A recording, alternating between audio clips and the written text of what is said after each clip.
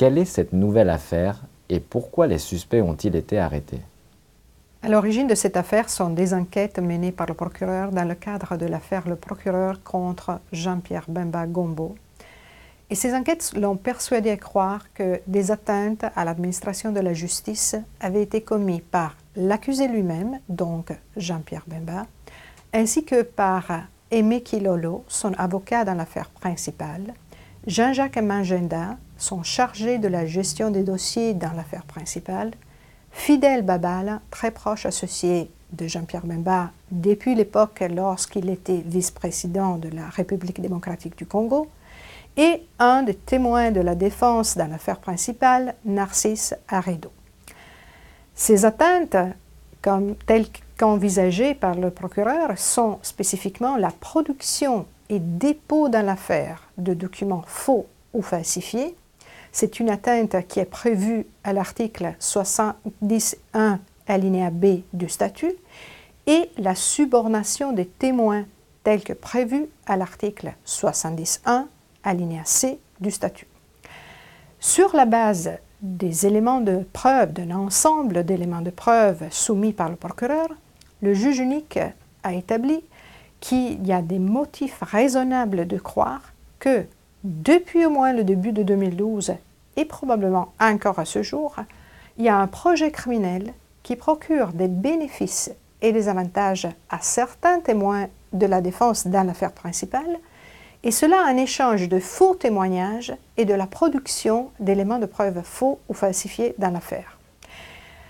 C'est bien expliqué dans le mandat d'arrêt. Le juge unique a estimé qu'il y a des motifs raisonnables de croire qu'en dernière analyse, c'est un projet qui bénéficie à l'accusé, qui l'orchestre à partir du quartier pénitentiaire de la Cour, et qui est exécuté par les autres personnes qui ont été visées par le mandat d'arrêt, à savoir Aimé Kilolo et Jean-Jacques Mangenda, aussi que certaines personnes qui agissent sur le terrain, notamment Fidel Babala et Narcisse Arido. Fidel Babala est député en République démocratique du Congo, mais cela n'a pas fait obstacle à son arrestation. Et cela parce que l'article 27 du statut prévoit clairement que la qualité, entre autres, de membre d'un Parlement n'exonère en aucun cas de la responsabilité pénale au regard du statut. Il prévoit aussi que les immunités ou les règles de procédure spéciale qui peuvent exister et s'attacher à la qualité officielle d'une personne en vertu du droit interne ou international n'empêchent pas la Cour d'exercer sa compétence à l'égard de cette personne. Il s'agit d'un principe fondamental qui est énoncé dans le chapitre du statut consacré aux principes généraux du droit pénal. Quel impact ce développement aura-t-il sur l'affaire Le Procureur contre Jean-Pierre Bemba Gombo? Comment M. Bemba va-t-il faire s'il n'a plus d'équipe de défense? Premièrement, il faut préciser qu'il n'est pas exact d'affirmer que Jean-Pierre Bemba n'a plus de défense. La défense de M. Bemba dans l'affaire principale a toujours été assurée par une équipe d'avocats qui comprend plusieurs avocats et dont Maître Aimé Kilolo n'était qu'un des membres. Notamment, M. Peter Haynes était co-conseil de M. Bemba depuis le début et continue à l'être. Pour ce qui est de l'impact que la nouvelle affaire aura sur l'affaire principale, à ce stade, il est décidément prématuré de se prononcer. Premièrement, c'est la chambre préliminaire qui devra décider si les charges contre un, plusieurs ou tous les suspects impliqués dans la nouvelle affaire seront ou pas confirmées. Et donc si un, plusieurs ou tous devront être renvoyés en procès. Dans l'affirmative, ce ne sera que la chambre de première instance qui, à l'issue de ce procès, se prononcera sur leur culpabilité. Certes, il est dit déjà clairement dans le mandat d'arrêt. Si les allégations du procureur dans cette nouvelle affaire se révélaient exactes, il se pourrait que plusieurs éléments de preuve, tels que présentés dans le cadre du procès dans l'affaire principale, seraient viciés. Mais comme je l'ai dit, c'est tout à fait prématuré de se prononcer sur cette question aujourd'hui. Pourquoi le mandat d'arrêt a-t-il été émis par un juge unique et non par une chambre composée de 3 juges? Le fait de désigner un juge unique pour qu'il exerce ses fonctions appartient à la discrétion de chaque chambre préliminaire. à l'exception de quelques décisions seulement, telles qu'énumérées à l'article 57.2, alinéa B du statut. Le mandat d'arrêt ne rentre pas dans les décisions réservées à la Chambre en séance plénière, à savoir dans sa composition intégrale à 3 juges. Donc, la décision de remettre ce dossier spécifique à un juge unique avait été prise par la Chambre préliminaire 2 au tout début. Et la perspective, le but était d'assurer la gestion efficace de ce dossier compte tenu de ses spécificités et compte tenu, entre autres, de la distribution des dossiers au sein de la Chambre.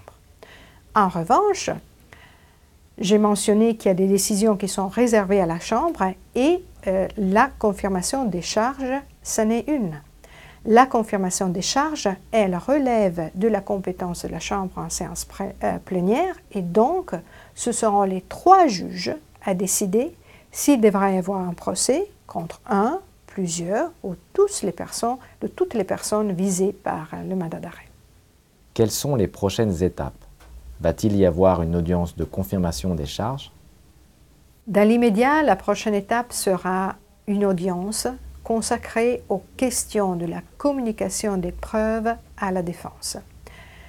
Le juge unique a déjà convoqué une conférence de mise en état pour ces fins et cela aura lieu le mercredi 4 décembre prochain. Pour ce qui est de la suite, lors de l'audience de première comparution des 3 suspects qui ont déjà été remis à la Cour, il a aussi été décidé que le procureur aura jusqu'au 18 mars 2014 pour communiquer ses preuves à la défense. À cette date au plus tard, il devra déposer l'état détaillé des charges ainsi que l'inventaire complet de ses éléments de preuve. Il a aussi été décidé lors de cette première comparution que la confirmation des charges dans cette affaire aura lieu par écrit tel que le statut le permet pour ce genre d'atteinte. Il n'y aura donc pas d'audience orale, ce sera une procédure différente. Par conséquent, le procureur et la défense auront jusqu'au 18 avril 2014 pour déposer leurs écritures. Ensuite, le procureur aura jusqu'au 25 avril 2014 pour déposer une réponse aux écritures de la défense et la défense aura jusqu'au 2 mai 2014 pour répondre aux écritures du procureur. Bien évidemment, ces délais ont été fixés sous réserve de tout changement. Notamment, un changement pourrait se rendre nécessaire à la lumière de l'évolution de procédures relatives aux 2 autres personnes qui ont été arrêtées, conformément au mandat d'arrêt du 20 novembre. Il ne faut pas oublier que Jean-Jacques Magenda et Narcisse Arrido ont été arrêtés, mais se ne trouvent pas encore au quartier pénitentiaire de la Cour. Et ils seront remis à la Cour seulement à l'issue de procédures nationales et on ne peut ni connaître ni prévoir la durée exacte de ces procédures à ce stade. Donc, les dates précises pourront peut-être changer, mais ce qui a d'ores et déjà ce qui a été rendu très clair, c'est que la Chambre fera tout ce qui est nécessaire pour veiller à ce que la procédure n'ait pas de retard. Quelle peine les suspects encourent-ils? L'article 70.3 du statut prévoit que, en cas de condamnation, la Cour peut imposer une peine d'emprisonnement, et cela jusqu'à 5 ans, ou bien une amende, ou bien les deux. Elle peut aussi ordonner la confiscation des profits, biens et avoirs qui ont été tirés directement ou indirectement du crime.